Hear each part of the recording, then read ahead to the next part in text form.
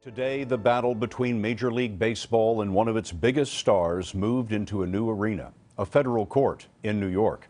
Alex Rodriguez, third baseman for the New York Yankees, filed suit asking the court to throw out his season-long suspension for using banned substances. An arbitrator upheld that suspension over the weekend. Rodriguez denies doping, but last night on 60 Minutes, his chief accuser told a very different story. Anthony Bosch said Rodriguez paid him $12,000 a month to administer a program of banned drugs. Jim Axelrod begins our coverage. Lawyers for Alex Rodriguez argue that Fred Horowitz, baseball's chief arbitrator who heard the case, was biased, ruling in favor of baseball to keep his job. Joe Tacopina is a Rodriguez attorney. It doesn't take a stretch of the imagination to understand that Fred Horowitz understood that if he ruled against Major League Baseball in this case, he would be fired the next day.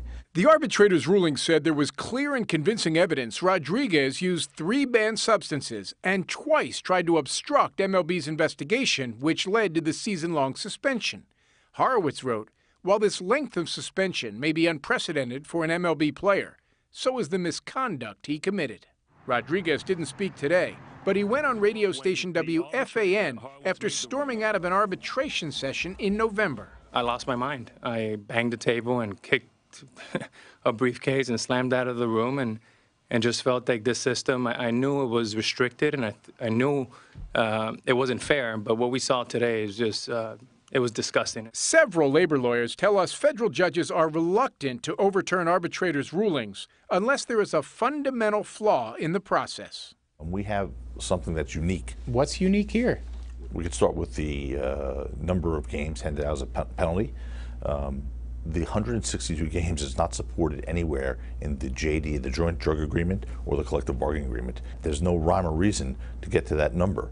And that's a fundamental issue here. But if your judge looks at all this and says, no, I think this was done in a fair way, you're all done.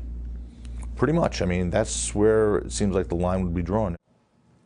One labor lawyer we spoke with put the odds at 80-20 against Rodriguez, but said it's certainly possible a judge could say, hang on, I want to hear more, and then issue an injunction against enforcing the ruling until he or she does, Scott. Thanks, Jim.